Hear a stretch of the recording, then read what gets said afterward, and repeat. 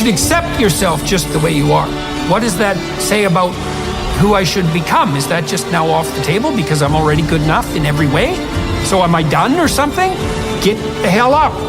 Get your act together. Adopt some responsibility. Put your life together. Develop a vision. Unfold all those manifold possibilities that lurk within. Be a force for good in the world, and that'll be the adventure of your life.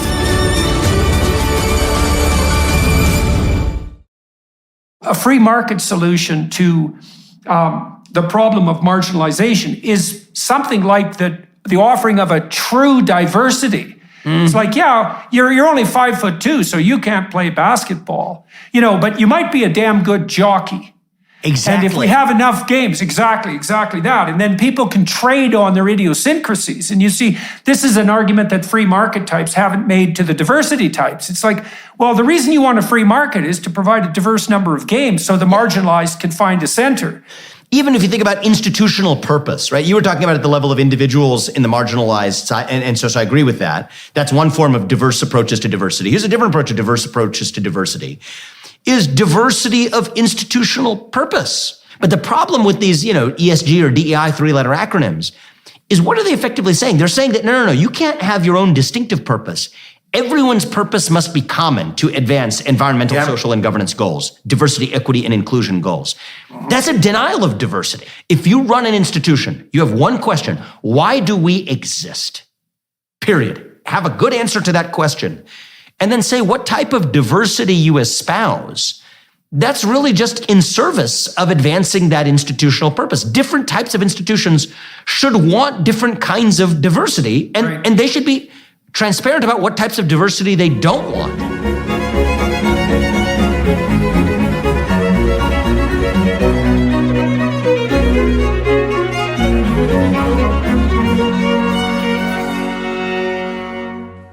Hi, everybody. I'm very happy today to talk with Vivek Ramaswamy, who has just announced his candidacy for the American presidency. And is going to, hopefully change the political landscape in doing so.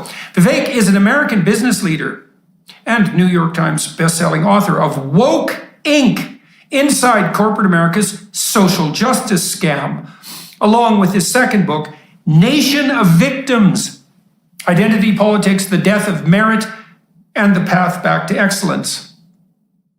Born and raised in Cincinnati, Ohio, he often recounts the sage advice from his father. If you're going to stand out, then you might as well be outstanding. This set the course for his life. A nationally ranked tennis player, valedictorian of his high school, St. Xavier. He went on to graduate summa cum laude in biology from Harvard, and then received his JD from Yale Law School while working at a hedge fund. He then started a biotech company, Roivant Sciences, where he oversaw the development of 5 drugs that became FDA approved. In 2022, this is an important side note, he founded Strive, an Ohio-based asset management firm that directly competes with asset managers like BlackRock, State Street, and Vanguard, who use the money of everyday citizens, that includes you, by the way, to advance environmental and social agendas that many citizens and capital owners disagree with. That's a far more important issue than you might think, and we're going to discuss that a lot as we proceed through our conversation today. Well, hello, Vivek, and everyone watching. It's here on the YouTube platform. It's always good to have everybody's time and attention. Vivek Ramaswamy, who I'm talking to today, is running for president, which seems to be quite the preposterous thing to do for anyone, I would say. This next 2024 election is going to be some interesting contest, as far as I can tell. We're not going to have seen anything like it. And the fact that you threw your hat in the ring, I think, is part and parcel of the whole show. So let's start by just exploring why it is that you decided to do this, and we should do that. Why did you decide to do this? And what is it that you hope to accomplish by making this run? So let's start with why you're doing it. So you know some of the journey I've been on over the last few years, but I think that's what led me to the doorstep. I've been addressing for the last few years this merger of state power and corporate power that together do what neither can do on its own. And part of me has long believed that the Republican Party in the United States is behind by 40 years, right? Reciting slogans they memorized in 1980 when the real threat to liberty today is different. So I've taken on the woke industrial complex in America through the books I've written, through traveling the country, most recently taking on the ESG movement by starting Strive last year. And that's where my headspace was. I did not think I was going into politics. I thought that I wanted to actually avoid the limiting shackles of partisan politics. It just felt so constraining. I thought of running for the US Senate. I decided not to do that. I said, no. I want to do this independently as an independent voice, thought leader, author. And then, look, I successfully built a biotech company before. Let me put those skills to work by starting Strive. That was where my exclusive focus was going to be. And I'm proud to say, I think we are already having major impact on the market through my work at Strive, and even just through putting a spotlight on the problem. But I got to be really honest about this. And this was the realization that dawned on me after, years into that journey, is that it does take two to tango. Okay. And what I mean by that is the top-down version of this problem, the cynical exploitation of corporate power and state power to shackle the human spirit, I think is only half the issue, because that only works if there's a culture that's really willing to buy it up. It only works if there's a populace that's buying up what they're selling. And to me, I think that requires every one of us to look deeply in the mirror and ask ourselves, what is it about us as a people that wants us to bend the knee, or that makes us want to bend the knee to the powers that be, that wants us to embrace these new secular religions? And that wasn't quite a problem that I was going to be able to address even through market action in taking on BlackRock or the ESG forces in capital markets. And that's really when it dawned on me that there was no better way to drive a cultural revival in America than to successfully, and successfully is an important part of this, but then to successfully run for president. And the whole premise of my campaign is actually to define a national identity. Answer the question of what it means to be an American in the year 2023. I do not believe we have a good answer to that question in this country. I'm on a mission to deliver an answer to that question. And my basic premise here is that our absence of that answer, that is the black hole at the center of our nation's soul. That is what allows wokeism and gender ideology and climatism and COVIDism to fill the void. These are secular religions that prey on that vacuum. If we can fill that vacuum with, say, a vision of national identity that runs so deep that it dilutes these other agendas to irrelevance, that is how we win. And I believe that there isn't a candidate in this field, I believe, who's quite up to that challenge. I'm not sure I am either, but I do believe that I'm going to give it the best shot that we have, which is why I'm running. Okay, well, you brought up a lot of very complex issues in that description of your motives. And so I'm going to walk through them one by one to unpack them for everybody, because, you said the Republicans are 40 years behind. And I think that's probably true of organizations like the UN as well. And 40 years is a long time given how much has changed in the last 10 years. And what that means is that the average person who's watching and listening to this is also behind and isn't even aware of what acronyms like ESG mean or why they should really give a damn. Mm-hmm. I just interviewed the CEO of the national, what's the organization? State Treasurers Organization. It's a financial officers organization. Now there's 28 states. Yeah, I know them. Yeah. Yeah. Well, they're pushing hard back against the ESG movement, but we talked about in that podcast the fact that people don't even know what the hell that means. Now, you opened your description, essentially, I don't want to put words in your mouth, but from my perspective, you opened your description of your motives with a statement about what essentially boils down to a kind of fascist collusion. And what we're seeing is an amalgam of power that's corporate, which of course the left-wingers complain about, that's government, which the right-wingers complain about, and then of media, which everybody complains about, and rightly so. And there's this idea that seems to be reigning in the upper echelons of the power structures that we're facing an apocalyptic emergency of such magnitude, whatever the emergency happens to be, that they should be conveniently ceded all the power. And one of the fronts upon which that battle is being fought is the ESG movement. And so do you want to walk through that Yeah. for everyone, just to bring them up to date? Absolutely. I mean, this has been something of my obsession over the last several years, and not just as a commentator, but as a doer and as an entrepreneur too. So the issue with the ESG movement, it stands for environmental, social, and governance factors. It's designed to sound boring for a reason. My general rule of thumb is, if it sounds like a 3-letter acronym that bores you, that's a good sign that you should be paying more attention, because it was designed to bore you. What this whole game is about is using private power, using capital markets to accomplish through the back door what government could not get done through the front door under the Constitution. So I'll tell you what it is, and then I'll walk through the history of how we got there, because that's also pretty important too. What the essence of the ESG movement is, what it does is it uses the money of everyday citizens, Americans, but Canadians too, Australians and Western Europeans. It uses the money of everyday citizens to invest in companies and to vote their shares in ways that advance one-sided progressive agendas, environmental and social agendas, that most of those people do not agree with, that most of those people did not know were actually being advanced with their own money, and which don't advance the financial best interests of most people whose money is actually used. So what does that mean? Think about yourself saving in a retirement account or a 401k account or a brokerage account. You think that the person who's managing that money is exclusively looking after your best financial interests. It turns out they're not. They're also looking after advancing these other environmental and social goals. Who are these institutions? They're asset management firms like BlackRock or State Street or Vanguard or Invesco or countless others that have signed a pledge to say that they're going to align all of their underlying companies with the goals of the Paris Climate Accords, with net zero standards by 2050, with modern diversity, equity, and inclusion standards. And those 3 or 4 firms alone manage about $20 trillion, maybe even a little bit more. That's more than the US GDP right now in the hands of 3 to 4 financial institutions.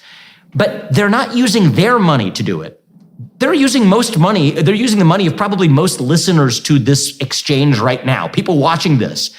Good chances that their money, their retirement accounts, their brokerage accounts are being used to tell companies like Apple to adopt racial equity audits that Apple's board initially did not want to adopt, to tell companies like Chevron to adopt Scope 3 emissions caps, which I can talk about what that means, but that Chevron did not want to adopt, and that most people watching this probably didn't want to force on Chevron either, but their money was used to do it anyway. That's what this ESG movement is all about. So how did we get here is actually a really important question. And a lot of this began, there were 2 big milestones seeing the supercharging of this ESG movement in our economy and in capital markets.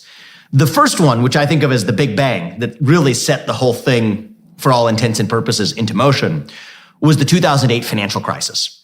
What happened in the 2008 financial crisis, and by the way, I had a front row seat to this. I got my first job in New York at an elite hedge fund in the fall of 2007. The fund I worked at got an honorable mention in Michael Lewis's book, The Big Short. This is my first job out of college. So this is fun stuff for me, right? A lot of people lost a lot of money on Wall Street.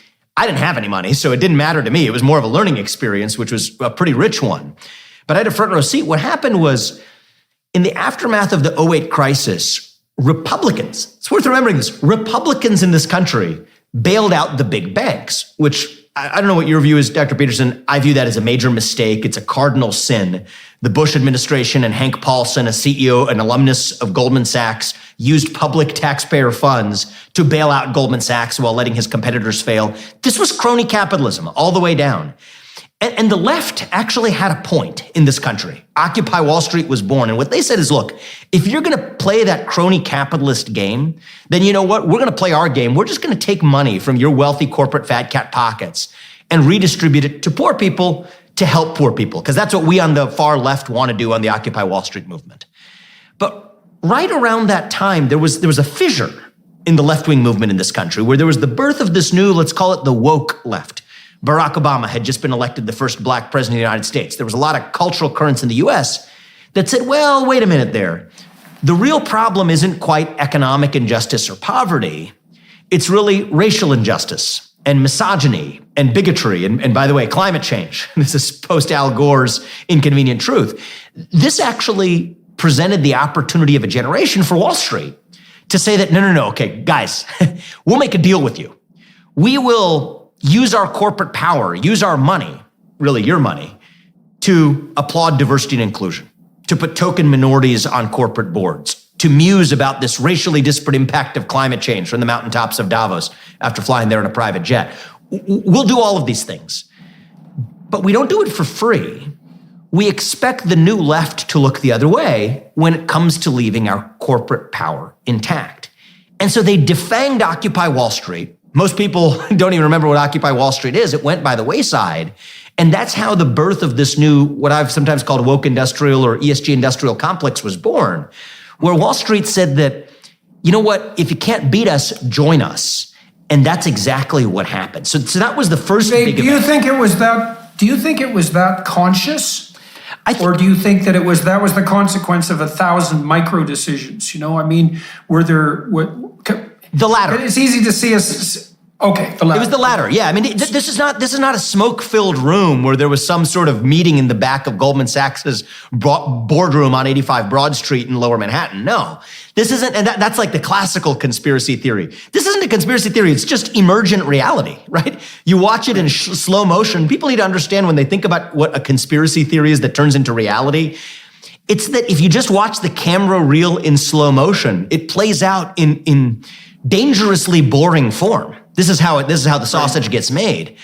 So anyway, that was the first catalyst. And so what began as a challenge to the system, which is, as an intellectual or whatever, I always enjoy it. If I agree it or not, it's at least interesting to watch. Something that began as a challenge to the system, stakeholder capitalism and ESG, slowly became ossified as the system. And there's a lot of forces behind that.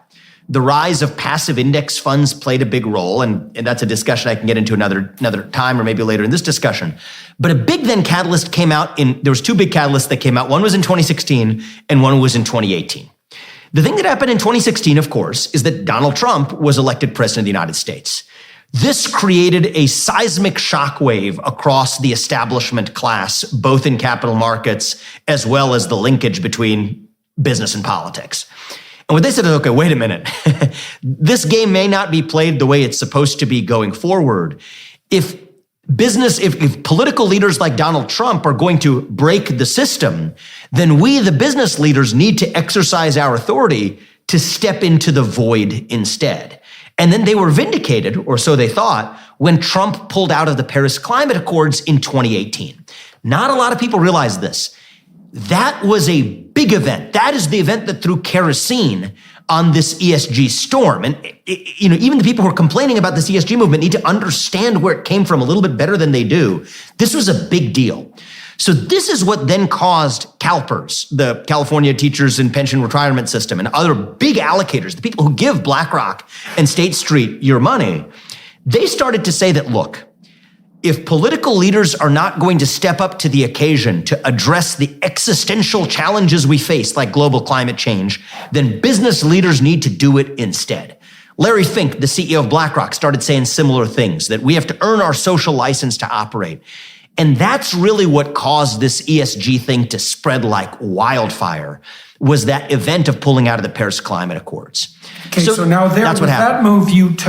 With that move, you tie the corporate response to, say, Occupy Wall Street at the end of the 2008 financial crisis with the climate catastrophe. And so let's talk about the climate catastrophe for a moment or two, and also define stakeholder capitalism, because the narrative that's insisted upon by the woke left, let's say, but also by these woke capitalists, is that the emergency that confronts us on the environmental frontier is so cataclysmic that any and all emergency measures are not only thoroughly justified, but morally required.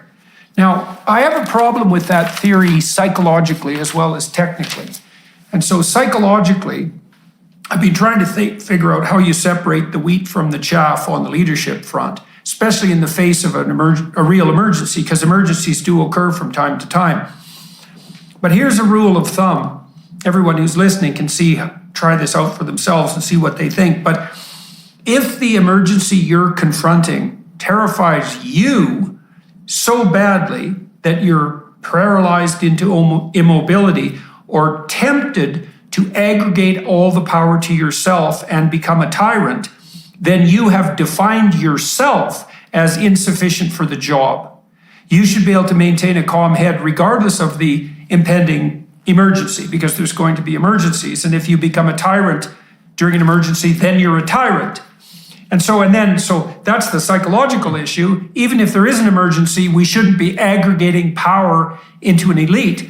And then there's a second element too, which is, what bloody emergency precisely? I've talked a lot to Bjorn Lomborg, for example, and many other people, I would say, as informed as Lomborg.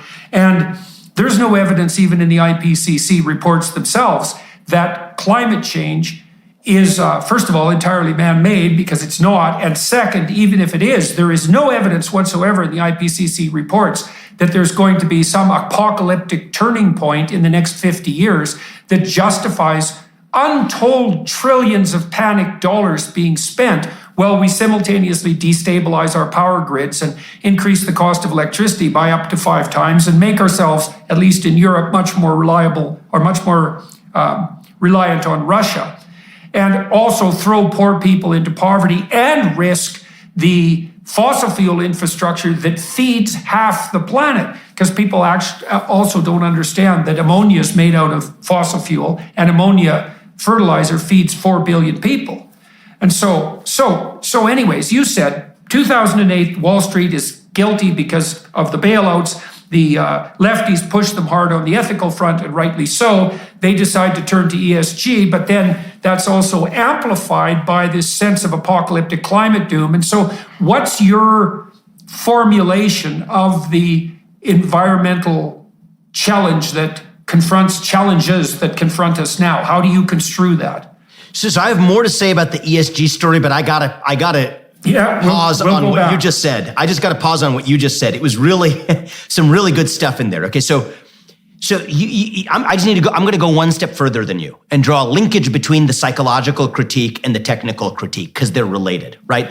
So the first thing you said was a humble and powerful point, which is, even if there is some sort of existential apocalyptic issue, you should not want to entrust the people who are going to then wield tyrannical force to address it, not to mention the fact that the technical issue is itself a completely artificial one, right? It is grounded on false premises that deserve to be called out. And I can call those out. Bjorn Lomborg, Alex Epstein, others can call them out. We can go into all the details of that. But the point I want to make is that those two critiques that you just offered, spot on as they are deeply linked. And the reason is you were almost too charitable in that psychological account, in that actually the psychological account explains the fact that the entire climate agenda actually has nothing to do with the climate. It's not like this was a tyrannical response to a threat. It was the creation of an artificial threat to exercise tyrannical power itself. Okay, it's a religious cult. And so I've said this numerous times, I think the climate religion has about as much to do with the climate as the Spanish Inquisition had to do with Christ, which is to say nothing at all. It was really just about power and dominion and punishment all the way down. And I can basically prove that to you in a short amount of time, right? If the climate religion do it. really, I mean, just I'm gonna, to avoid going on for hours, I'll just pick a couple of tidbits, but we could go on for hours. But the couple tidbits we can just start with are, so one is, if you really care about carbon emissions as the end all be all, okay, first of all, you'd be delineating which kind of carbon emissions matter. I don't subscribe to the tenets of this religion, but I understand this religion. I think it's worth understanding a religion even if you're not a practitioner. Even if you subscribe to this religion, there's a difference between methane leakage and carbon dioxide.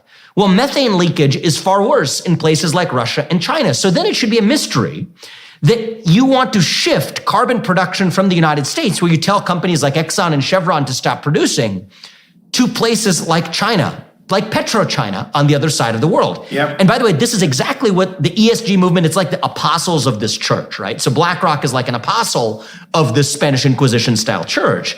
BlackRock forces companies like Exxon and Chevron to drop oil production to meet net zero standards by 2050. Yet literally some of the same companies buying up those same projects on the other side of the planet are PetroChina, who BlackRock is a large shareholder of, without telling PetroChina to adopt any of those same emissions caps. This is nuts if you think that you care about reducing carbon emissions. And it's not even, as I was alluding to methane emissions before, it's not even net neutral. Methane, even if you subscribe to this crazy religion, is 80 times worse for global warming than carbon dioxide. So it's not even net neutral, it's worse. So that's the first breadcrumb that there's something else going on here.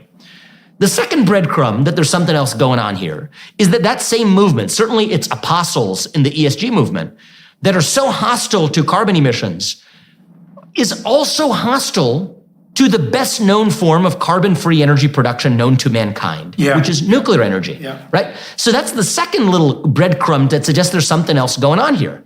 And the problem with nuclear energy in a nutshell is that nuclear energy might be too good at solving the alleged clean energy problem, such that it doesn't solve for the actual agenda, which is delivering equity between the West, America in particular, and the rest of the world to catch up. That's really what this climate is all about. And delivering that power that we've been talking about. Of course. It's hands of the proper elite. The grand inquisitors of our time, right? So that's really what's going on. Those are two stunning points, and I want to lay them out philosophically for a moment, just so people get what this means completely. So let's say that we do buy the propositions of what Vivek has been calling the climate religion, and we'll get back to that term later.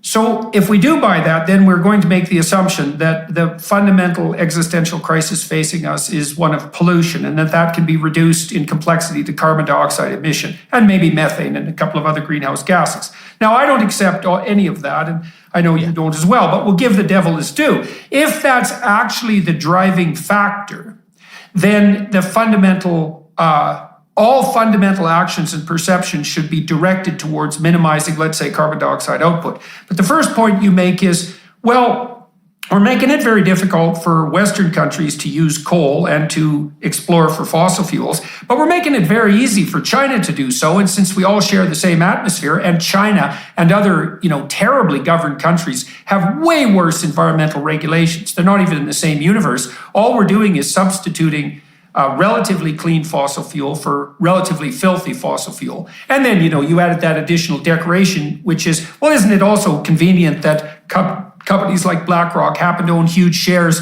in exactly the Chinese companies whose interests they're promoting? And so, that's kind of, so what that means is that by the measurement standards of the advocates of the climate religion themselves, their policies are not only a failure, they're actually positively counterproductive, just like they have been in Germany and the UK. And that's a subtle mystery on the fossil fuel front. But then you have the blatant mystery, which is the second thing you pointed to, which is, okay, boys and girls, we can pretty much solve the bloody carbon dioxide problem like overnight with nuclear. And we have small nuclear plants now, and we have nuclear plants that are way safer than they were 50 years ago and that can be built at a modular level. And so why do you oppose them? And, well, that brings us into the religious issue, I would say, because this is not so much a pro-planet agenda designed to bring about harmony with the natural world as it is an attempt to simultaneously destabilize the entire industrial infrastructure in accordance with the claim that all human activity is nothing but, cancerous growth on the planet, combined with this underground desire to accrue all tyrannical power into centralized elite hands. That's exactly right. So with that, let's talk about, you've insisted a number of times that the climate narrative is a religious or quasi-religious structure. So why don't I've got some thoughts about that, which I'll share eventually, but I would like you to lay out why you use that terminology specifically. Yeah, so I mean that in two senses. Worse is the sense in which it is a religious institution gone awry. And then the second is in which it fills a psychological need for religion and God in the everyday person. On the first of those, just as you were laying out the philosophical framing of it, I was reminded of actually one of my favorite stories about Christ, actually, which came from not the Bible, but from Fyodor Dostoevsky's book, The Brothers Karamazov, Brothers Gay, in his chapter entitled The Grand Inquisitor, actually. And it tells the story of how Christ comes back to earth during the 15th or 16th century or whatever in Seville, Spain. He's walking the streets, performing miracles, and then the Grand Inquisitor, a person leading the Spanish Inquisition, spots him on the street and has him arrested. And the whole climax of the chapter is the dialogue between Christ and the Grand Inquisitor. And what the Grand Inquisitor tells Christ is, look, we the church don't need you here anymore. You are supposed to be a symbol that helps us do our work, but your presence here actually stops us from getting our work done. And he sentences Christ to execution the next morning. Swapping climate for Christ, which really is what's happening in the psychological minds of people who are buying this religion up, which I'll get to in a second, but that's also what's going on here, is the climate's just an excuse. And in fact, once you get into a discussion about actually addressing carbon emissions, say with nuclear energy, they get very worried. So they're sentencing nuclear energy to death because that's their messiah and their savior, right? You said you wanted to actually get rid of carbon emissions. Well, you would welcome the second coming of Christ, the second coming of the climate solution of nuclear energy. No. They sentence it to death because, as the Grand Inquisitor told Christ in that story, your presence here actually impedes our work. You're just supposed to be a symbol for us. So in a certain sense, it has a religious quality in terms of the church that protects its own turf, even from the very God that it tells its parishioners to worship. Now, the second question, though, is why are the parishioners worshiping at all? And I think this gets to the heart of, in a weird way, my candidacy for president of the United States, even though we're in deep philosophical terrain here. I just think we're in the middle of this identity crisis where we are so hungry for purpose and meaning and identity as Americans and it's probably true for much of the Western world too, even beyond America, but we're so hungry for a cause at a moment in our history when the things that used to fill that void, faith is one of them. Faith in God is a big one. But patriotism is also a big one. National identity is big. Family is also pretty big in this category. Even hard work, actually. We can get into that later, but these are sources of identity, sources of pride, sources of grounding. They're grounded in truth. And the way I look at us as human beings, this is the first personal reflection, right?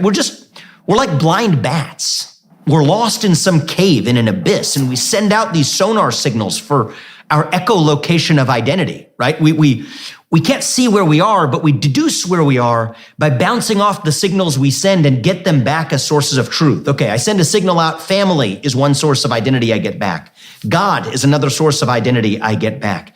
My nation is another source of identity I get back. My hard work, the things I create in the world, these things, we deduce our identity, and it tells us, even though we're blind, where we are, lost in that abyss. But when those things disappear, we send out that signal, and then nothing comes back. And then we're lost. And so then we start grasping at artificial sources of that identity, racial identity, gender identity. Where do you think this bizarre gender ideology happens to have arisen from? Climate, disaster, catastrophism. That's a source of identity too. Climate instead of Christ. And so it's no accident that we see all of these secular religions arise at the same time. Why do we see wokeism at the same time as we see radical gender ideology, racial wokeism as gender ideology, as climatism, as COVIDism? It's a symptom of that deeper abyss that we're lost in. And so, that's what I care about. You broke this out. Okay, now you broke this out in two ways. You said, I'm going to walk through your argument. You said there's an offer on hand from above, so to speak, from the ESG and climate ideologues, but there's an also corresponding need in the population that's associated with a kind of emptiness. Yes. And so, and then you also talked about the Brothers Karamazov and the notion of the Grand Inquisitor. So I want to address all three of those points. So the first point is that the developmental psychologist Jean Piaget pointed out that the last stage of cognitive development, as far as he was concerned, was adolescent messianism. And what he meant by that was that people between the ages of 16 and 21, when they're undergoing their last great neural pruning, by the way, they sort of settle into their adult identities. They have to catalyze them.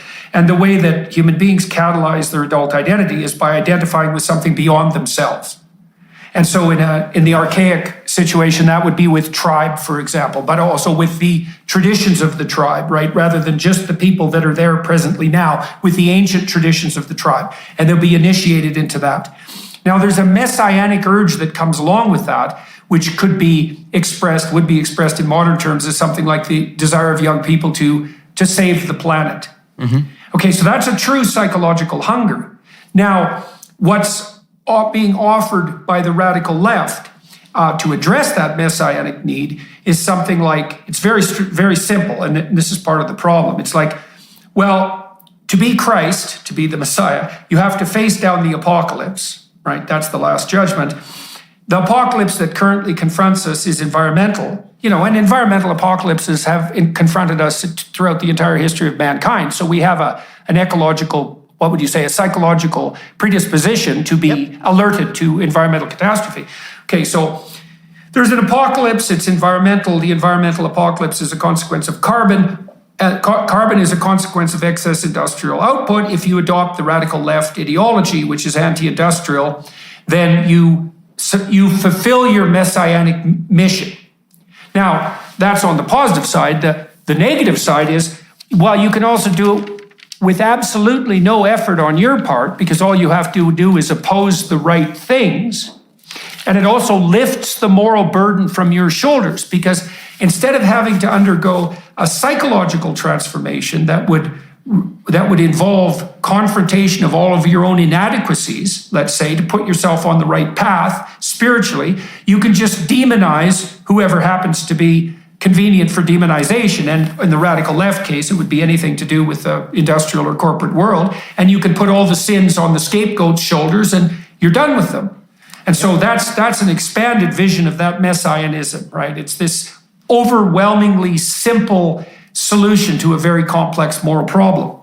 All right, now on the identity front, you laid out a bunch of issues that I think are extremely relevant. So you know that people are struggling with their identities.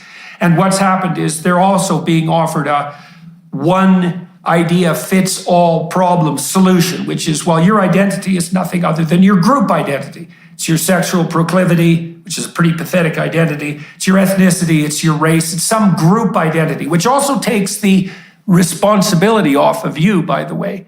Now, you might say, well, what constitutes a valid identity in contrast to that? And you've already pointed to a number of those things. So this is also where I think the psychological community has failed to a large degree on this front. Now, we're the heirs of a liberal Protestant tradition, socially and psychologically. And we believe that our identities are fundamentally individual and subjective. Okay, but that's actually not true, because your identity is nested. Now, you pointed, so let's think of nestings, okay? Because we could build a hierarchy that's a proper hierarchy conceptually. And this is a good way of formulating what actually constitutes a robust identity. This is where you'd get signal for those those forays sonar that you're putting out, those sonar tests. signals. The sonar, exactly. Okay, so look, a person has to be bound into an intimate relationship, and everybody needs and wants that. So that's the first level of social integration. And then the couple has to be integrated within a family. And then the family within a neighborhood, and the neighborhood within a community, and the community within a town within the state within a nation, and then the nation, let's say, into something approximating whatever web of international agreements is necessary to minimally keep the peace. Well, that's a subsidiary hierarchy of responsibility. And in Exodus, in the Old Testament book Exodus, part of what that book addresses is what forms of governance are necessary as an alternative to tyranny, so single top-down tyranny, the Pharaoh, or the desert, which is, completely scattered individuality. And the technical answer is a subsidiary hierarchy of responsibility. And so that means, as an individual, you have a responsibility, as a couple, as a family member, as a community member, and all of those. And then you can think of identity as the belonging in all of those hierarchical positions. And you can think of psychological health not as something that occurs in an interior space, but as the harmony between all of those subsidiary levels. So it's an emergent property of harmony and not something that's carried internally. Hey Reagan, I know you're picky when it comes to skincare products, so tell me, what did you think of Genucel Skincare? Exactly right, Garrett. I'm the type of person who needs to know exactly what ingredients I'm using in my skincare routine, which is why I'm loving Genucel. Their products are made with antioxidants and formulated by a compounding pharmacist, and they're all about preventative skincare.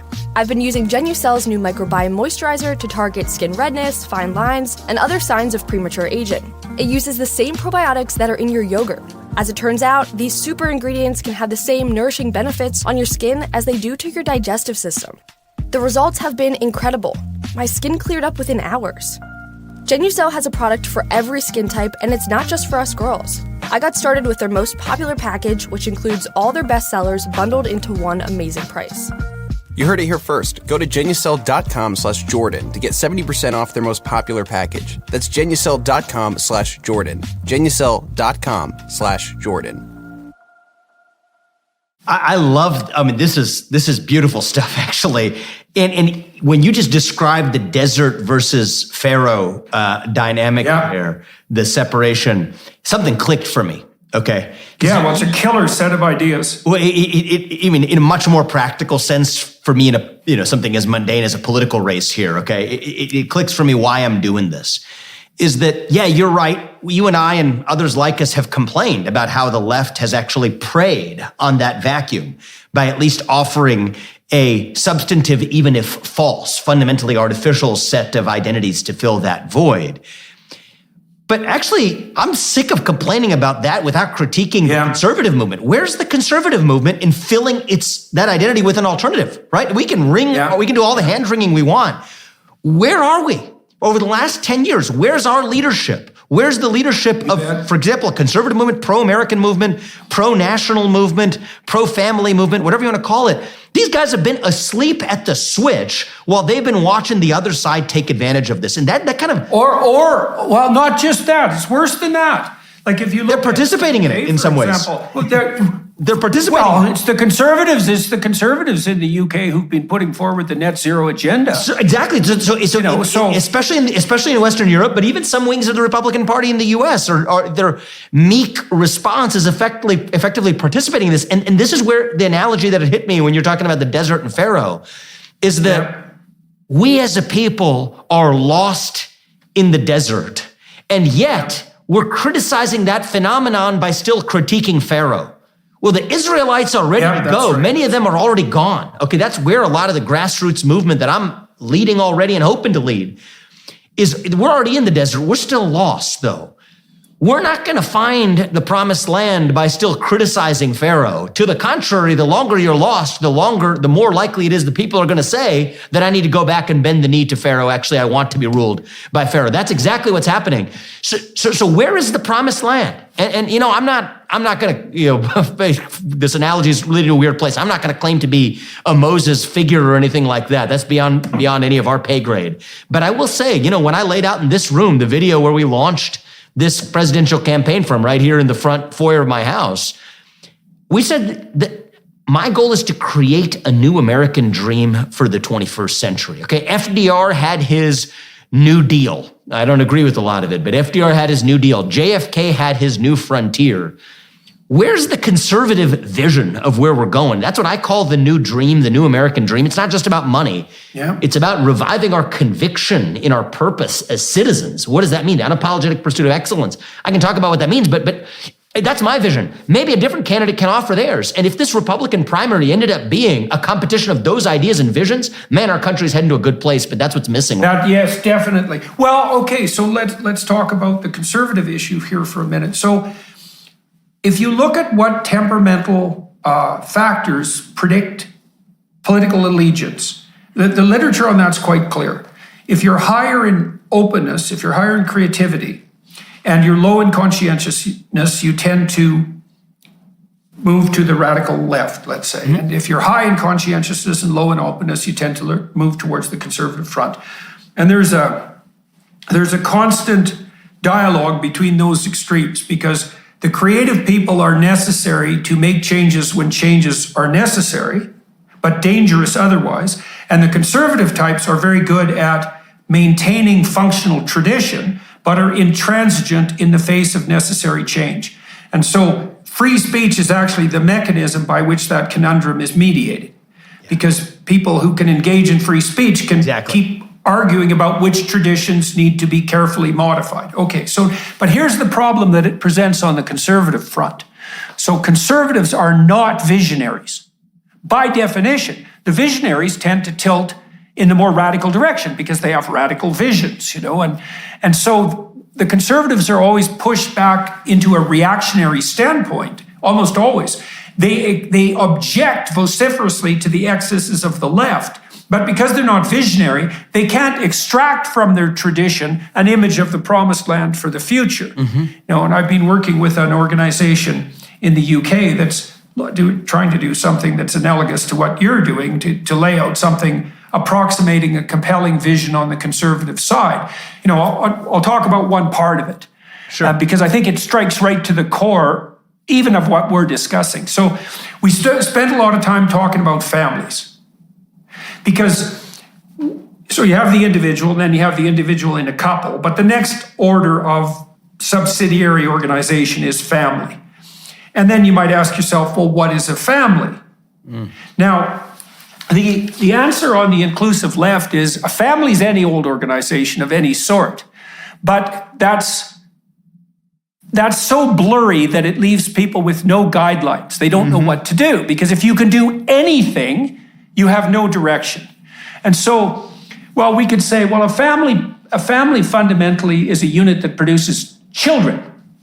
And if you're not willing to buy that definition, then you could go develop your own definition of family. But it seems to me that there's something core about laying the groundwork for the emergence and proper rearing of children that's key to what constitutes a family. And then one of the corollaries of that is, if you're going to have children, you're probably going to need to have a man and a woman involved. It kind of works because otherwise that way. It's extremely, it's very difficult otherwise. And that actually turns out to be relevant when you're thinking about an ideal. So I talked to Dave Rubin about this, for example. So Rubin, who's conservative and gay, is married to his partner, his husband, Dave, and they went through the entire surrogacy route to have a couple of infants. And it was very, very, very, very, very complicated, both ethically, practically, and financially. And they managed it so far. They have these 2 kids, and I suspect they'll do a perfectly good job of giving these kids a wonderful home. But they're also incredibly financially, privileged. Dave's earned it, but they have the capital to make this non-standard solution a possibility. But it's by no means duplicatable for the typical person. The simplest way to have a child for the average person is to have a man and a woman involved. And you can use technological intermediaries, but it can't propagate easily, that solution. And so one of the things that's emerged, this is extremely interesting, one of the things that's emerged on the cognitive neuroscience front recently, and the same things happened in the field of AI, is the realization that at the center of all of our concepts is an ideal. That's actually how we categorize. We categorize just like Plato initially hypothesized. We literally categorize in relationship to an implicit ideal. I think you're right. To even use the term family, and for that to be meaningful, there has to be an ideal. And the organization that I've started working with and helping put together has made it part of our formal propositional landscape that the ideal has to be something like stable, long-term, monogamous, heterosexual, child-centered couples. And now, the problem with the ideal, this is what the postmodernists have shaken their fists about forever, especially the French, like Derrida and Foucault. The problem with the ideal is that it marginalizes, right? Because the more distant you are from the ideal, the less you can fit in. And so the question then arises, what do you do with the margin? And that's also a question that's so old that was even dealt with in biblical times, by the way, the problem of the fringe or the margin. And the answer has to be something like, look, everybody falls short of the ideal. Like even a stable married heterosexual couple, lots of the times during their, say, 30-year marriage, they're going to fight, they're going to wish they were divorced, they're going to wish they were with other partners, there might be affairs, lots of people end up divorced. The vast majority of us will never realize the ideal. Well, none of us will in totality. But that doesn't mean we should sacrifice the ideal. What it means is that we should put forth the ideal forthrightly, but allow the necessary space for deviation from the ideal so that everybody can move forward despite the fact that the ideal has to rule. It's a great framing. I just want to jump in there for 1 second to draw even one further distinction, if I may, is first is there's the sense in which each of us falls short of our ideals, okay, both as individuals and even as a nation. I mean, you could extrapolate this to the American level and, take the critique of America as a nation is that, well, America's hypocritical, right? It had nations it set into motion, but there were slaves on day one, ergo the ideals themselves are false. No, in fact, hypocrisy is probably pretty good evidence that you have ideals, right? There's no sense in which, for example, the Chinese Communist Party could be called hypocritical. You can't be called hypocritical if you actually are measured against fundamentally nihilism at your core. So idealism and the existence of ideals makes hypocrisy possible. We should be grateful when we see hypocrisy because then we know we have two things. We have both ideals and we have something that is real. And something that is real never matches or rarely ever matches the ideal. So there, in a certain sense, we should be vindicated. We should feel reassured that we're doing something right because we have both ideals and reality. And that's just true at the individual level of anybody who's in a married relationship knows this. If they don't admit it, they're lying to you or they're lying to themselves. It's just truth, okay? I think that is still distinct from a second question that you raised, which is also a good question, which is I think what the left, and I'm a big fan of taking the best arguments we possibly can to understand, what we're taking seriously here. Is the marginal point, is who's at the outer end of the margin. And there, I think some of this relates to not just a failure of an individual temporally over the course of a lifetime to depart from the ideal, but some ways in which a certain person cannot themselves be part of the ideal ever, because genetics are real, right? What brings us into this world is real. Be it gender, be it sexual orientation, be it other attributes that make one successful or not in a system that's set up in a certain way. There is literally a reality of permanent marginalization for some, even according to an ideally structured system. And so I think it's important to take that seriously. But the problem with the modern left, the modern radical left, is it turns that exercise of interrogating the question of what we do at the margin and makes a whole new system out of it, right? What began as a challenge to the system on behalf of the marginalized becomes the new system. That is the essence of the woke cancer, actually. I didn't mind it when it was an idea in the halls of a liberal arts academy to think about, at least debate, how it is we accommodate the people who are marginalized in a system that is still an ideal system. That's an open conversation that, at least under parameters of free speech, which, as you said, is an intermediating mechanism between kind of the creative liberals and the what was the juxtaposition to creative conscientious conservatives. That's great, but as long as we have free speech. But the problem is, when that challenge to the system becomes the new system, we're then heading to a very different place than even the ideal that the pro-marginal camp would have argued for. Okay, well, so we can lay that out a little bit too. What happened to Nicola Sturgeon is a perfect example of that, the Prime Minister of Scotland who just resigned. Because here's the problem with the fringe. Okay, so the ideal in the center is a unity. It's a single thing. The fringe is a multiplicity. Mm-hmm. Now, the problem with the fringe is that because it's a multiplicity, it can't occupy the center without destroying the ideal. And that just brings the whole category to collapse. The fringe of the fringe will destroy the fringe. That's right. And so we can't do without the ideal, even on the fringe. I love what you. I mean, the fringe defines itself in relation to the ideal, right? That's in a certain sense. Well, it has freedom. It also has freedom because of that. That's the freedom of being at the margin. Because there's many versions of being at the fringe. It's kind of like that lost bat analogy. You send your sonar signal, it bounces back and says, this is where you are. It's like planets orbiting the sun, all right? Once the sun's gone, there's going to be a whole new structure around you. That's exactly what happens. Yeah. And sometimes I think conservatives, they'll use this phrase, right? They'll come to eat their own. Right. And I think that there's a point to that, but it's low resolution. I mean, the essence of what's going on is actually what you described, which is that once you've destroyed or invaded the ideal itself, by definition, the being on the fringe is sort of nihilistic at its core. And so at that point, it's a free-for-all, which is to say that, okay, well, you thought you were on the fringe as being gay. Well, guess what? Or even you could do the feminist version. You ain't seen nothing yet. You ain't seen nothing. You could see the feminist version of this too. Title IX, women's sports, women are on the fringe. Well, then when that itself becomes the center of the story, you just wait till you just say that the men become the women that actually, through the back door, decimate the existence of women's sports, not because they weren't funded pre-Title IX, but even after funding, the essence of it is gone if biological men are competing as women. Same thing with respect to with respect to being gay. All of this time to sort of accept somebody who is attracted to someone of a different sex at birth by saying that the sex of the person you're attracted to is hardwired at birth, right? That was the premise of the gay rights movement, and I think there's a lot of truth in it too, is completely undercut by a new movement that says your sex itself is completely fluid over the course of your lifetime. So it isn't quite what some people will say is they will eventually eat their own.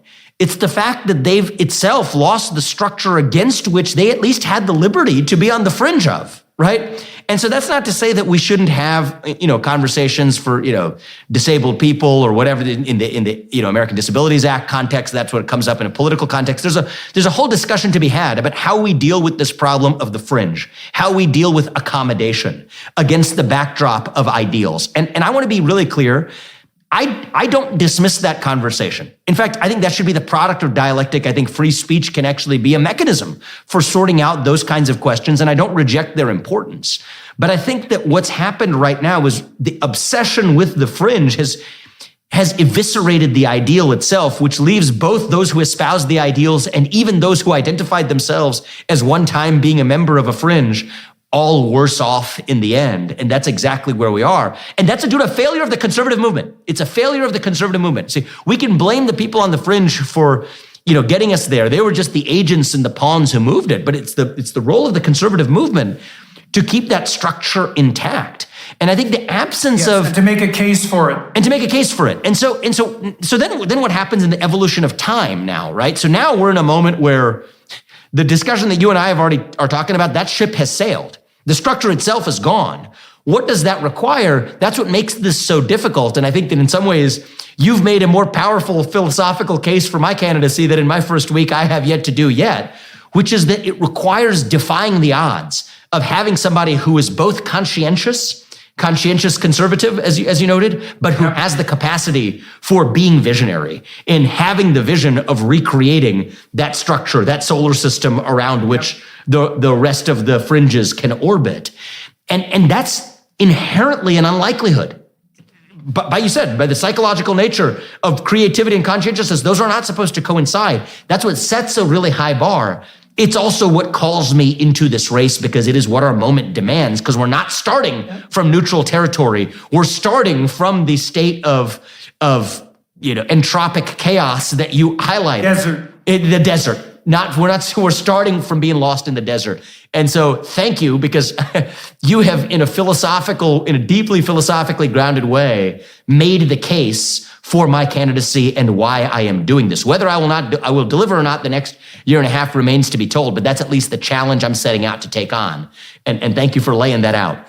Well, with this group that I've been working with in London, we've also set forward a couple of other propositions too, which is that if your policy requires compulsion or force, it's at least suboptimal. And so we're trying to play an invitational game. And so you could imagine that on the visionary horizon. Your goal as a visionary is to produce an image that's so compelling that people of their own free accord say, I'd be willing to sacrifice to that end. Yes.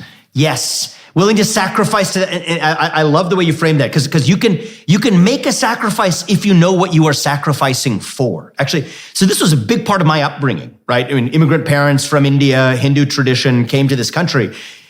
Part and parcel of parenting, part and parcel of growing up as a kid in that household, the idea of sacrifice was woven into my upbringing, right? Grandparents who lived in the house because it was their duty to take care of their parents because that was just familial sacrifice needed to be made. Sacrifices needed to be made to raise my brother and I, to have the academic achievements that we did in the education. That didn't happen in a vacuum.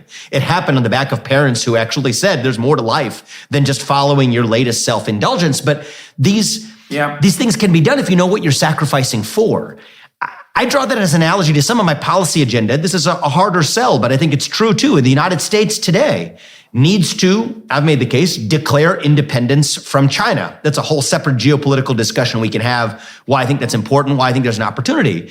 But I've also been, even in week one, very clear this will involve some measure of sacrifice. In fact, if there's some resistance I'm getting to the Declaration of Independence proposition of China, it's actually coming from some Republicans who are unwilling to make that sacrifice, who have become so addicted to buying cheap stuff. But again, I say that we can make those sacrifices if we know what we are sacrificing for. And so this idea of sacrifice, I think, is fundamental to this question of identity. Once you're grounded in identity, once you're grounded in who you are and what you might be willing to make a sacrifice for, it's almost a litmus test for identity. If you have nothing that you're willing to make a sacrifice for, it means you have no identity, right? And so that's a great framing of it. Looking for an all-in-one e-commerce platform that can help you easily set up and grow your business online? Look no further than Shopify. With Shopify, you can quickly and easily build your own online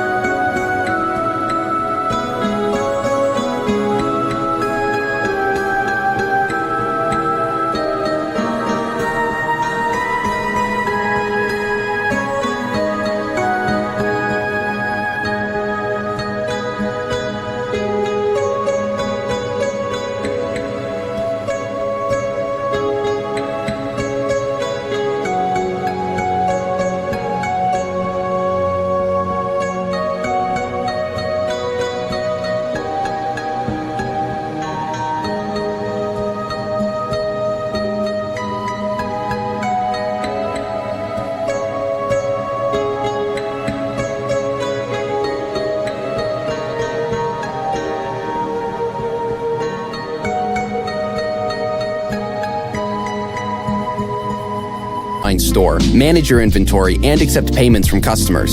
Plus, Shopify offers a range of customizable themes and templates to choose from, so you can create a professional-looking store without any design experience. It even helps integrate with other popular tools to help you sell across social media marketplaces like TikTok, Facebook, and Instagram. With Shopify's 24/7 support and an extensive business course library that is available to support you every step of the way, Shopify is the commerce platform, revolutionizing millions of businesses worldwide. If you're ready to get serious about selling, try Shopify today. Sign up for a $1 per month trial period at shopify.com/JBP. Go to shopify.com/JBP to take your business to the next level today. That's shopify.com/JBP. Let's go down that road for a moment. So, because you might ask yourself, well, why use the sacrificial language? And also, why do you need to make sacrifices at all? And the answer is, you're always going to be making sacrifices. Because if you do one thing instead of another, then you sacrifice all the other things you could have done. So there's no action whatsoever without sacrifice. Now, then you might ask, well, is there actually something in reality that's worth sacrificing for? And the answer is, well, first of all, you don't have a choice. Mm-hmm. Now, generally because no matter what you do, if you do something, you're sacrificing. Now, people might say, well, I want to be able to do whatever I want, whenever I want. And so that's sort of the ultimate in subjectivity. And there's an impulsiveness and a pandering to whim that's associated with that. But that's not really freedom. What that is subjection to the rule by impulsive whims. And that's what you see as characterizing children, right? It's like, I get to do what I want right now, right? So then you might say, well, why sacrifice that? And the answer is, because it isn't a coherent or communal medium to long-term solution. The reason you sacrifice the whims of childhood, that polytheistic state of motivational possession that characterizes childhood, the reason you sacrifice that to an integrated maturity is because the integrated maturity, A, constitutes an identity that will protect you from anxiety and provide you with hope, but also unifies you across time and lays the preconditions for your social integration. And there's nothing about that that's arbitrary. And so the question isn't, who is going to rule you? No, I want no one to rule me. How can I set my life up so no one can rule me? The question is, what is it that I'm going to work towards allowing to rule me? And it's either going to be my whims which means I'm subject to them, or it's going to be some higher order state of integration that requires sacrifice. And then that ties into this whole hierarchical identity. You sacrifice your whims to your partner. Mm-hmm. You and your partner sacrifice your whims to your children. Yes. Your family sacrifices its whims to the community, and all of that. Now, you want that to be done harmoniously, and you want it to be done voluntarily. Autonomously, voluntarily, exactly. Yes, exactly. Yeah. So we have to create that sense of identity and purpose that makes us voluntarily opt into that nested identity state, right? Yes, there is a sacrifice for a marriage. That's exactly right. There is a sacrifice to entering a marriage. It's a sacrifice worth making. There's a sacrifice to having children. That's a sacrifice worth making. There is a sacrifice to being a citizen of a nation. I'm not a global citizen, just a global. I'm a citizen of a nation. There's a sacrifice worth making. We can make these sacrifices if we know what's worth sacrificing for. That's the missing, what I call in the conservative movement, to borrow from David Hume. David Hume had this famous chapter in sort of his he was an empiricist, but one of the paradoxes in his theory of empiricism was what he called the missing shade of blue. He could say what the shade of blue was without ever having seen it. That was a challenge to his theory of empiricism. Anyway, I borrow that. I call it the missing shade of red in the conservative movement, is this idea of the revival of duty and embracing duty as a precondition for freedom, but it's duty that we actually autonomously opt into by way of our free choice and our free will. These things are not incompatible. They're not contradictory. They sound contradictory. Not at all. They're not. Deeply No, they're not. They're sort of mutually required. The other thing I was just going to say about kids, because I think this is one where I wasn't sure if you were going to disagree with me on this, but actually having heard you, I suspect that you don't. I've gotten this actually a lot on the road. I was in Iowa and New Hampshire last week. I do draw a distinction between this idea of freedom and autonomy amongst adults versus in children. So, one of the things that I've said that rankles, I think, a lot of the, libertarian leaning, conservatives or whatever. And I used to call myself a libertarian for a bunch of reasons. I'm not anymore. But, is this idea that children are different than adults. Okay. And so that period you talked about between 16 and 21. I mean, I'll just even take the easier end of the spectrum. Forget 21, just say 16. If you can't use an addictive cigarette by the age of 18 or drink an addictive sip of alcohol by the age of 21, why is it that you're allowed to use an addictive social media product as a preteen either? I mean, that at the very least is an inconsistency in the way we treat this. Now, I fully agree with you that all else equal, the path to getting to this ideal, the structure of ideal that we discussed before, ought to be a path that does not involve coercion or impinging on free will. It is, you phrased it very politely, it would be suboptimal, I believe is the word you used. Right. I think that is the most gracious way of putting that. I think it should be avoided, is the way I would say it as a prospective policymaker and leader of the country. But I don't apply the same rules of the road as it applies to children, because none of us believe that children actually should be treated as the same autonomous agents that they ought to be on the other side of entering adulthood. Now that gets into questions of parenting, et cetera, which we can get into. But be that as it may, I buy into this vision of structure as necessary and a precondition for experience of freedom, but the path to getting there can't involve coercion. I'm with you all the way. So in the Exodus story, when God charges Moses with standing up to the Pharaoh, he tells Moses to tell the Pharaoh something very specific, and he has him repeat it 10 times. In case you didn't notice, right? It's repeated 10 times in the story, 9 or 10 times. He tells Moses to let my people go. It's, of course, a very famous phrase, but that's not the phrase.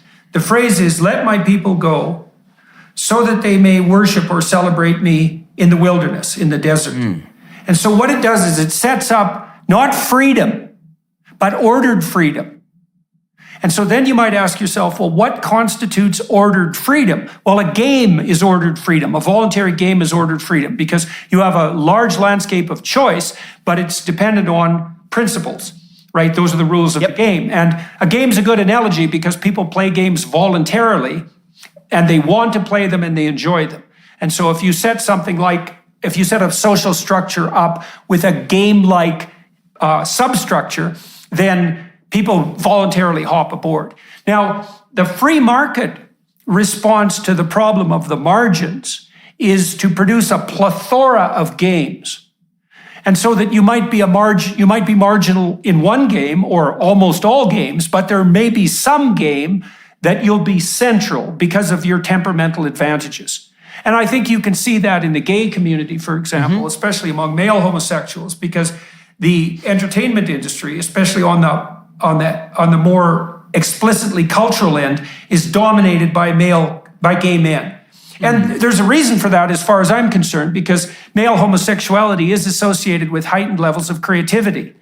And so there's a margin there, and the margin is, well, if you're creative, you're not going to be traditional. It's going to be hard for you to abide by the ideal. But there's a niche for you on the cultural transformation front. And so a free market solution to the problem of marginalization is something like the offering of a true diversity. It's like, yeah, you're only 5'2", so you can't play basketball, but you might be a damn good jockey. Exactly. And if we have enough games, exactly that. And then people can trade on their idiosyncrasies. And you see, this is an argument that free market types haven't made to the diversity types. It's like, well, the reason you want a free market is to provide a diverse number of games so the marginalized can find a center. Diversity in our approach to diversity itself, by the way. And I think you see the same thing. I mean, so I've been trying. I don't know that I've succeeded over the last several years, but I've been trying to exactly preach that to the diversity crowd, where even if you think about institutional purpose, right? You were talking about at the level of individuals in the marginalized side, and so I agree with that. That's one form of diverse approaches to diversity. Here's a different approach to diverse approaches to diversity, is diversity of institutional purpose. That even different companies, let's just take it in the realm of companies. That's the world I've lived in, right? Corporate America and capital markets, fine. Each company ought to have a unique purpose. And what is the problem with using a common 3-letter acronym? It's funny how these things always come in 3-letter acronyms, but from ESG to DEI to CSR to CCP, I joke around. WEF. Yeah, exactly. CCP and WEF are some of the ones lurking behind the scenes. But the problem with these, ESG or DEI 3-letter acronyms is, what are they effectively saying? They're saying that no, you can't have your own distinctive purpose. Everyone's purpose must be common to advance environmental, social, and governance goals, diversity, equity, and inclusion goals. That's a denial of diversity, right? It rejects it's a lurking institutional tyranny. Purpose. Exactly. It's a lurking tyranny versus, if you're really pro-diversity, you should have that fall out of the structure that you and I discussed, right? What is your institutional purpose? If you run an institution, you have one question: why do we exist? Period. Have a good answer to that question. And then say what type of diversity you espouse. That's really just in service of advancing that institutional purpose. Different types of institutions should want different kinds of diversity, and they should be transparent about what types of diversity they don't want. I'll actually give you one example that I use that's sort of funny, at times, is I'm a vegetarian, okay? I don't eat meat because I believe it is, in my tradition, morally wrong to kill animals solely for culinary pleasure. There are conditions in which it would be fine to do it, but if it's just for my culinary pleasure, I'd rather not do it. I respect other people's right to and freedom to go in a different direction. But take the example of me working at a steakhouse, okay? I would not make for a good employee at a steakhouse, even if I would deliver the ever-prized form of diversity of thought. See, people sometimes are loose in terms about diversity of thought instead of diversity of appearance. Yeah, I'm in favor of diversity of thought over diversity of appearance too. But even diversity of thought is too low resolution. That's a diverse thought. But a steakhouse still shouldn't want to employ me, because that's not the kind of diversity of thought you should want if your focus is on delivering excellent steak to a customer, because the kind of diversity you want there should be in service of your purpose. And so I think this revival of the idea of purpose itself gives meaning to diversity itself. And that's whether that's true in a company context or a national context. That's kind of my approach to the diversity discussion that we've managed to obsess over. There's a couple of places we can go with that. So one of the things you're pointing out, and it's in keeping with this Burkean notion of subsidiarity that has its origins in this Exodus narrative, by the way, is that there's going to be a variety of institutions at each level of the hierarchy. So you could imagine there's a variety of forms of couples. There's going to be some couples where the woman is the primary breadwinner, for example. There's going to be some couples where the man is, and that's fine. You want the commonality of the coupling, but you want the diversity of possibilities within that framework. And then the same at the level of family. There's going to be some families with 10 kids. There's going to be some families with 1. There's going to be blended families.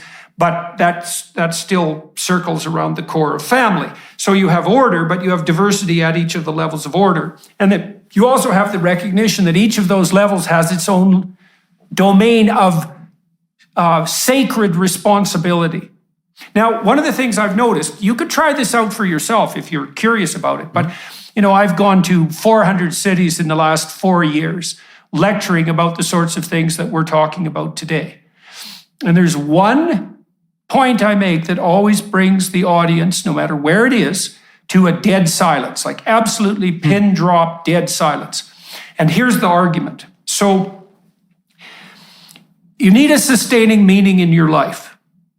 Now, what does sustaining mean? It means it will sustain you through catastrophe. So it'll sustain you through pain and terror. Now, that can't be happiness, because happiness is absent in conditions of pain and terror. So it can't be that.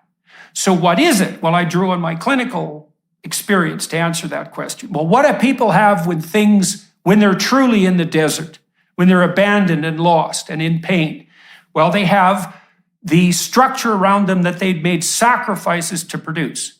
They have their partner, they have their wife or their husband, they have their children and their parents and their siblings.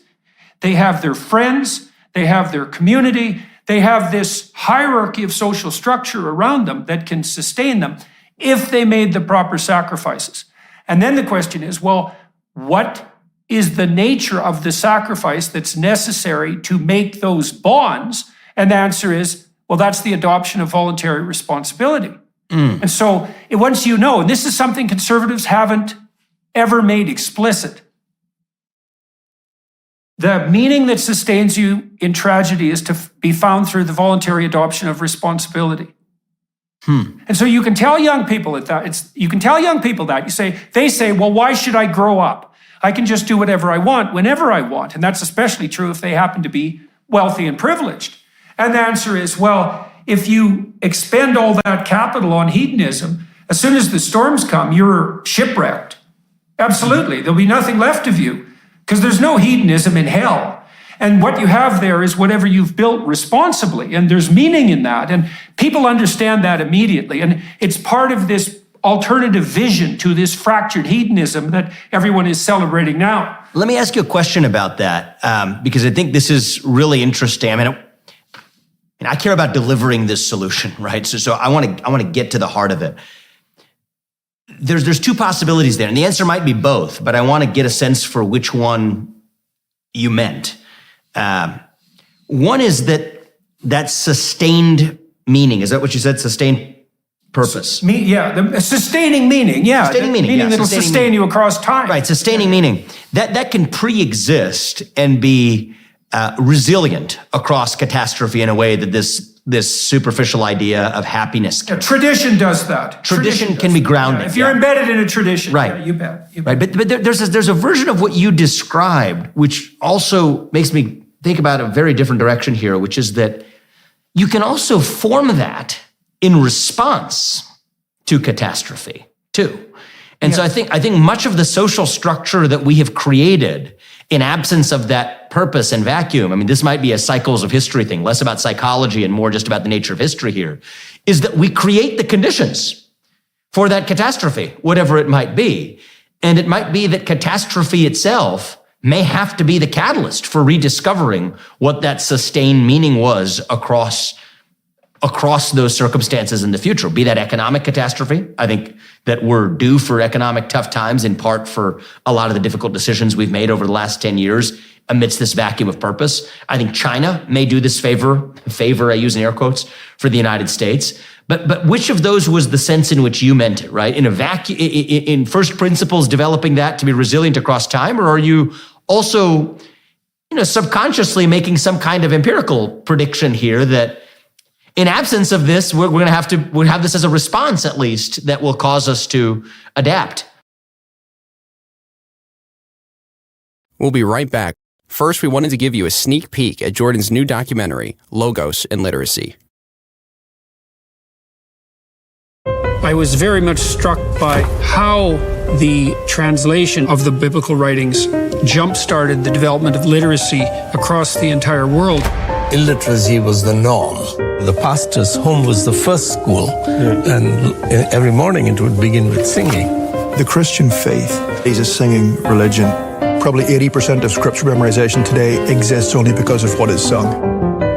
This is amazing. Here we have a Gutenberg Bible printed on the press of Johann Gutenberg. Science and religion are opposing forces in the world, but historically that has not been the case. Now the book is available to everyone. From Shakespeare to modern education and medicine and science to civilization itself.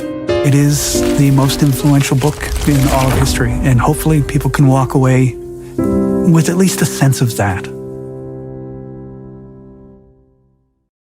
I would say that you don't have to think except when you're failing. Because the purpose of thinking is to calculate a new trajectory. And if the trajectory you're pursuing is producing the desired results, then your theory is intact. Well, then the question emerges, which is, well, how much failure is necessary to make you think? And that's actually a moral question. And that's a question of willful blindness. You know, if you're awake and alert, and if you're humble in the classic virtuous sense, you're always trying to figure out where you're insufficient and to rectify that, right? In many Christian prayers, the Jesus prayer, for example, is a reminder that the Orthodox cite that continually, chant that continually, is a reminder that you're insufficient in your current form and you should be looking for what would rectify you. That's the practice of humility. And the advantage to that practice is that you can make micro repairs instead of staying stubborn till the apocalypse happens and then collapsing. Now, in the story of Moses, what happens to the Pharaoh, who's a tyrant, is that the crises emerge and then magnify, right? They just get worse and worse and worse and worse. And he utterly fails to respond. And the consequence of that is that his entire society is devastated. The firstborn are all killed, and the Red Sea floods and destroys the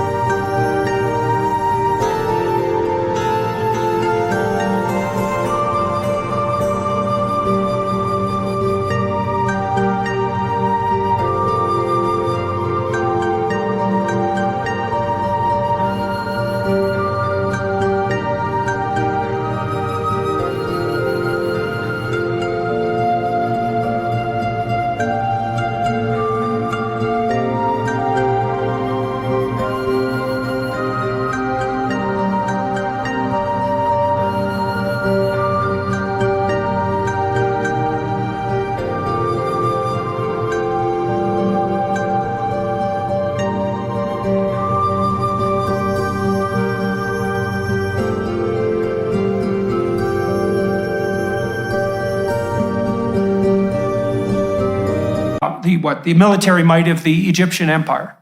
And so the answer to your question is,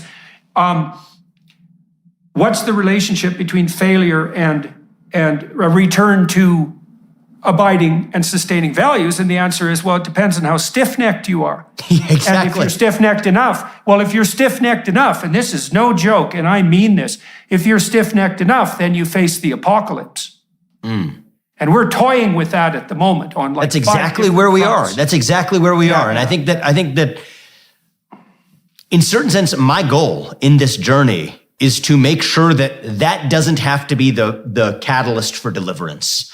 Okay. Well, wouldn't that be nice? Because if it's not going to be somebody who delivers a vision, but from a actually conservatively grounded perspective with the conscientiousness of a conservative that still brings a creativity of vision to this, well, then it may have to be done by force, by way of apocalypse anyway. And in the modern sense of that word, we're going to have to be forced to learn the lesson that we couldn't learn ourselves in the first place. I don't think we're quite there yet. And I do think we have a window to get this right, which is the entire premise of, you have verbalized using words what I feel in my bones, in my heart, that compels me to want to do this better than I have at any point in the last week. So I've watched a lot of people in the last 5 years embark on political careers. I've been privileged to watch that with many people on the Democrat side, many people on the Republican side, and in different countries as well. And this is what I see happening consistently. So neophytes enter the political arena. Now, they may have been people who, like you, have had a pretty stellar career and have racked up enough successes so that they can present themselves as credible candidates. And, 2 thumbs up for that. I think that's a necessary precondition. But they get intimidated in the new arena because the stakes are super high and they don't have a lot of experience. And so what they end up doing is they end up hiring communication teams. And there are experts at political communication, and they usually involve pollsters, for example, and speechwriters, people who will help you craft your message. Yeah. And then what I see happening, and this is inevitable, this is the inevitable consequence, is that the person running loses their voice. And they often lose the election too, by the way. They lose their voice and the election. Now, not always. Sometimes they win, but they still lose their voice. So, and one of the things that's emerged is the opportunity on the political landscape to do what you and I are doing right now, which is really different. For 40 years, politicians in some sense had to craft their message because they had to pass it through the narrow bandwidth of legacy media. Right. And so they'd had to compress things into a 30-second soundbite. They were forced to. Right. Yeah. Right. But now you have the opportunity to just say what you think. Mm-hmm. And if you just say what you think, well, first of all, if you're wrong, you'll learn. Mm-hmm. And that's useful. And the other thing is that people are going to respond positively to that because they're desperate for truth. Mm-hmm. Now, you can tell that because Trump was successful. Now, I'm not trying to put Trump out, on some pedestal as the world's greatest truth teller. But I would say that one of the things Trump did was speak without, you could say without forethought, but that isn't exactly. Without inhibition. Without inhibition is what I would say. Yes. Yeah. He basically, for all of his flaws, Yeah. he struck especially the working class as genuine because he was willing to say what he thought. And what was cool about that was that he won. And so I'm really interested in your candidacy, because you're coming in, from left field, you're going to definitely be a dark horse candidate. And it's very interesting, and God only knows how that'll play out. But one of the advantages that I think you have, apart from your financial background and the fact that you're alert to the dangers of ESG tyranny and so forth, which is a non-trivial example, is that you can really afford to take the risk. You know how to use the new media, and that's a deadly advantage. And also, your candidacy is sufficiently unlikely so that there's no reason for you to do things in a conventional manner, because conventionally you should just lose. You're not well enough known, right? And you don't have enough of a political apparatus. I don't have a machine, but And right, so exactly. actually, but that could be a huge advantage. one of the pieces of help I'll ask for you is keep me honest through this whole thing, because that's where I'm starting off. I can imagine that there's a lot of people who embark with that vision and then just become stultified by the suffocating forces around them. But I'll tell you a couple rules of the road that I've tied my hands to the mast to make this easy for me in a good way. Is no one's going to write another speech for me. In fact, even when I give speeches. I don't write my own speeches. I just say what's on my mind. I don't use a teleprompter. In fact, I haven't said this yet. A fun little challenge I was thinking about issuing to the entire Republican field, maybe I'll just do it right now, is don't have anyone write your speeches and don't use a teleprompter. I'll make that commitment. Why doesn't the whole field make that commitment? No teleprompter, speak from the heart, get it out there. And one of the things that we're going to do is, I've learned pretty early on, what you're supposed to do if you're running for president is you get trained behind closed doors. And then people train you and prep you with their talking points. And you come on, put on this nice suit and tie, and then you project to the world how much you know about words and terms that you just learned 10 minutes ago. Why that? Instead, actually, what I've said is, and I think we're actually going to do this, over the objections of good advice, is all of my policy briefings, all of my education. There's a lot that anybody, myself included, for sure, is going to have to learn to be an effective president of the United States. That's a big part of the next year and a half. And I am I'm not running to make a point. I'm running because I believe seeing this all the way through is the ticket to drive maximal positive change. That's going to require a lot of learning.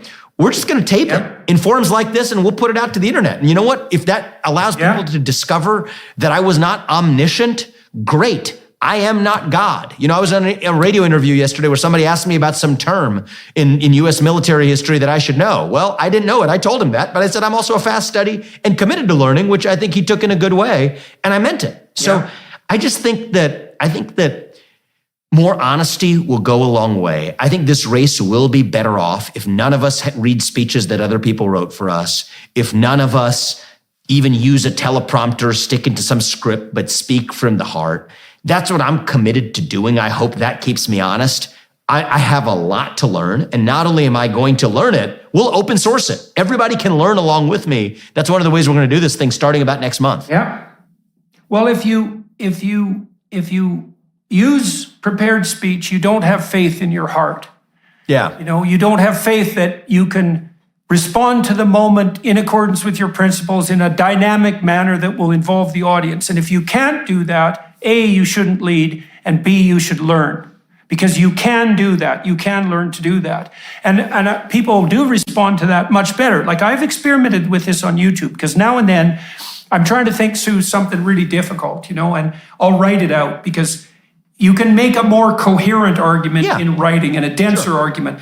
But then I've tried to read it on YouTube, and it doesn't work. It doesn't work. Like, it works okay. You know what I mean? It's not a failure, but it's not a success.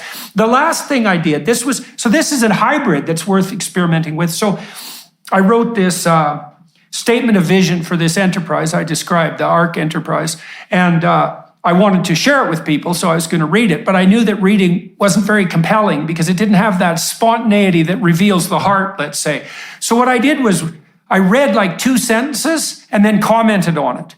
And then read another 2 sentences and commented on it. That really worked, because it enables it enables you to have your talking points at hand, because I'm going to try that. Can you remember? But it was very effective for me, and it kept the spontaneity, and so.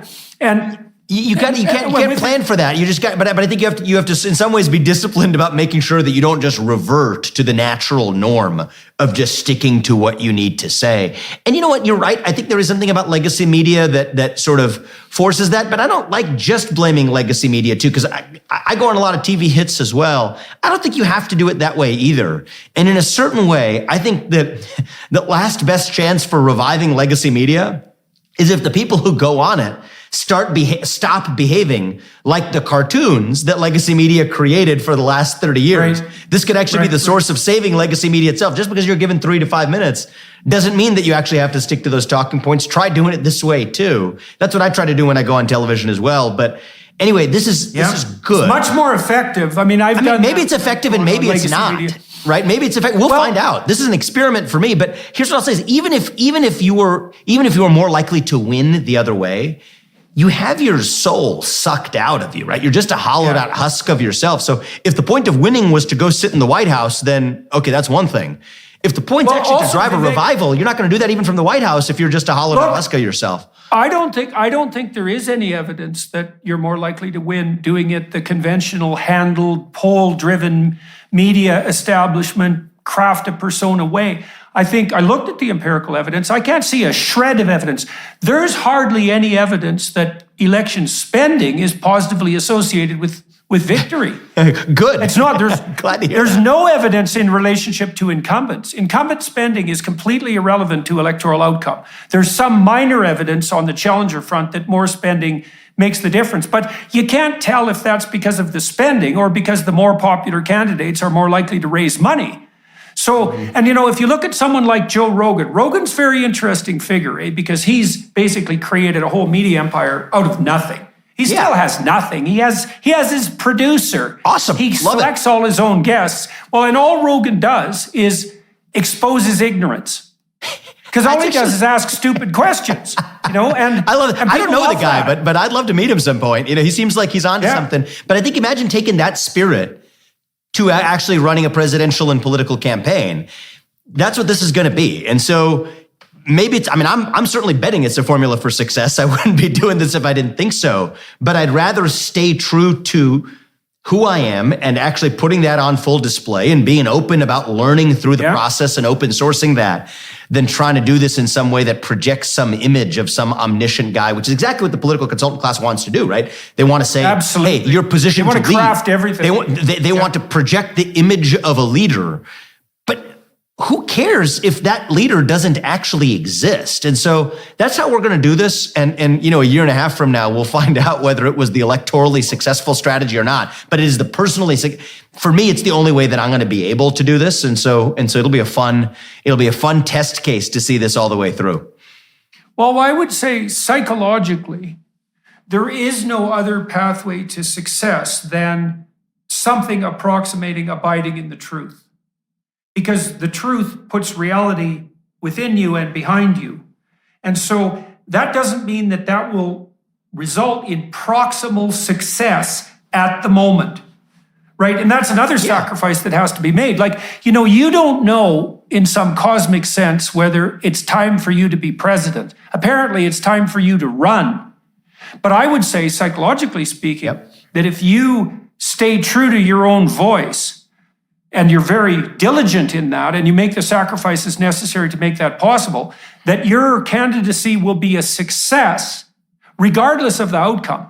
And you might think, well, that's kind of paradoxical. It's like, look, no, it's not. Yeah. Because, for example, you might tilt the discussion of the election in a direction that's extremely good for the country. And that could be completely independent of whether or not you win the presidency. In fact, you might even do that more effectively by running a campaign that wouldn't be, crafted this time to put you in the optimal political position. And I've seen this with other political leaders, like I talked to Netanyahu a while back, and he really risked his political skin and his party's political skin to bring in necessary economic reform in Israel. And that crashed his party and him for like a decade. But he's back. And Israel is thriving on the economic front. So you don't know. I'm not crafting it at all. I think not crafting is exactly the way to go. And maybe that's my bet is that's going to be what successfully puts me in the White House in 2024. But I don't fetishize that. And then there's the inverse of this too, Dr. Peterson, which is you could craft it to win and check the box of winning the presidency. But just because you said the other way doesn't necessarily mean you lose. This other way doesn't necessarily mean you even win. Even if you actually numerically win the election and sit in the White House, who cares if the person sitting there is just a stuffed suit that certainly knew how to craft how to win without actually having something of substance left on the inside of who occupies that stuffed suit. So it goes in both ways, actually. I think that's an almost inevitable consequence. Like I saw this with faculty members continually. So here's part of the reason the universities are so ruined. Okay, so a graduate student says to himself, well, I can't really say or write what I think. No, an undergraduate says, I can't really say what I write or say or write what I think. I have to get my grade. So he compromises what he says and thinks. And then he's a graduate student. He thinks, well, now I'm a little higher up in the hierarchy, but I'm still not a professor, so I can't really say or write what I think. And then he's an assistant professor, and he says, well, I haven't got tenure, so I better keep my mouth shut. And then he's an associate with tenure, and he says, well, I'm not a full professor. Finally, when I become a full professor, I'll be able to say and write what I think. And then he's 35 or 40, and for 25 years, he's practiced deception, and he doesn't have a word of truth left to utter. And that happens to political figures all the time, and that's a real defeat. Totally true. And you know what? I think that's what winning and losing really ought to be defined as. And then we're making this empirical bet. You pointed out to Donald Trump in 2015. I think empirically, my bet is where yours is, where that in this moment probably is the more electorally successful strategy anyway. Yeah. But I'm less sure of that than I am sure that this is how I'm going to do it, because that's what's in my control. Yeah. And that's how we're going to keep it. I would love to keep talking to you. I mean, I've been really fortunate, over the last 6 years, because I've had a group of family members and friends around me who have their own independent viewpoints and who want nothing from me, who constantly are interacting with me and making sure that I'm not, wandering off the path in some manner that's untoward, and there's been some pretty intense discussions about that at multiple times. But it is very useful to have people around you who you talk through your strategy, the one you just laid out, and say, look, guys, I'd like you to keep an eye on me. And if you think I'm striking some false notes or I'm starting to be, the great and wonderful Oz, the projection of the leader, that, you can rein me in a bit. And, if you do put that goal to keep control of your tongue first and foremost in mind, then you have people who can reflect that back to you. You can stay on the proper track. And I think the idea of not letting people, I just can't believe political figures have other people write their speeches. It's like, they do though. You It's have nuts. other people craft your thoughts. I know it's utterly insane. It's nuts. Now they'll say, "I'll channel your thoughts," but as whoever said it, language cars the channel through which thought flows. Right? My 11th grade English teacher basically said that. Right? If you can't write it down yourself, you probably don't know what you wanted to actually say. But anyway, here's an ask that I'll have for you. Honest to God, and the program, et cetera, you do. Call me back on here and call me out, or don't call me back out here and call me. Keep me honest, right? Yeah. If you're seeing a deviation from this, okay, anyone in my shoes deserves to be called out and roasted over it, because that's what keeps us honest.